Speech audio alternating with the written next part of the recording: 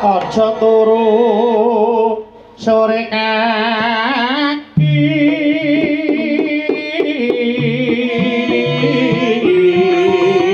lagi sabar wangoran susu sawahe jembar-jembar monggo Mbak Fahmi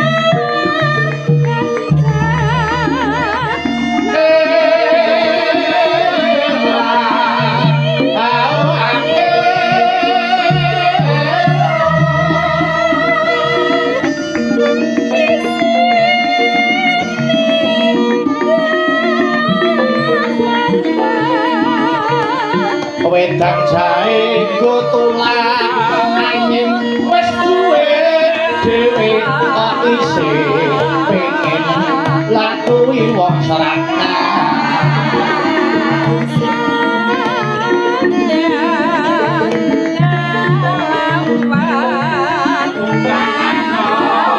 jarane kowe gotong royong nyambut gawe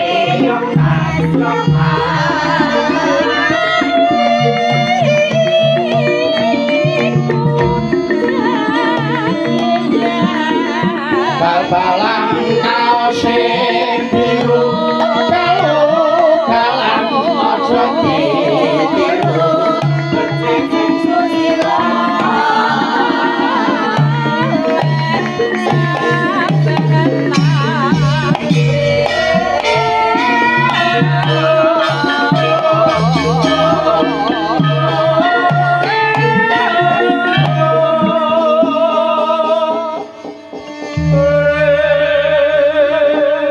nganggo mandeg mak iya iki mau tembange apa iki mau tembange Asmarandana irama dirangkepake sing kepareng sesindenan Mbak Fahmi saka Panaraga kok nganggo lereng aku nek mung pisan kurang lega Fahmi iki nek pisan ya ora lega Fahmi iki minimal ya 2 kali sing nyuwara kuwi lho nggih mula pisan meneh aku tak nyuwun swantene Mbak Fahmi ning dijenglengke ngger nggo tamba sumuk nggih tak derekke ya Mbak Fahmi monggo diaturke kana tuli sing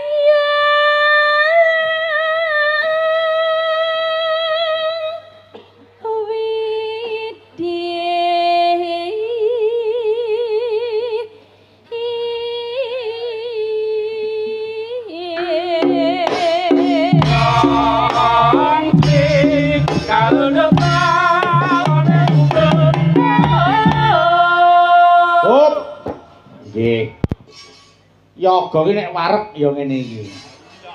Alhamdulillah. Pak Kades oleh ngopeni para kadang pengrawit wis ora tanggung-tanggung. Nggih. Seniman ki nek mulya ya kaya raja, nek sengsara ya sak ngisore kere. Nggih. Nek mulya ya ngene iki, sowan ana ngersane Pak Kades. Para kadang-kadang sowan wis disugata daharan sing mirasa. Asem-asem daging lho ngono kuwi kuwi urung perkara nggon unjukane monggo bapak-bapak ibu-ibu ngersaki unjukan menapa nggih teh napa kopi napa jahe napa jeruk nggih tumrape ibu-ibu ditari ngunjuke apa urung nggon bapak-bapak ditari kanca-kanca pengrawit rokoke napa lho kuwi nggih, kuwi nek dong mulya ngono kuwi. Ya ta dandan ya mapan nggon sing kepenak. Nggih. Ning nek dong rekoso ya wis. Sewengi mung banyu putih wae. Nggih. Kang nganti mlembung, iya. Dandan ya ning kandang sapi, nggih.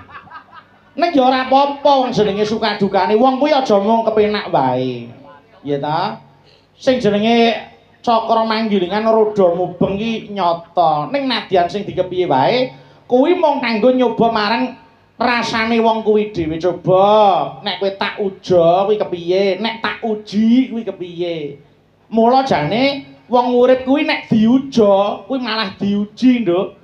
Diuja ki malah diuji. Iya.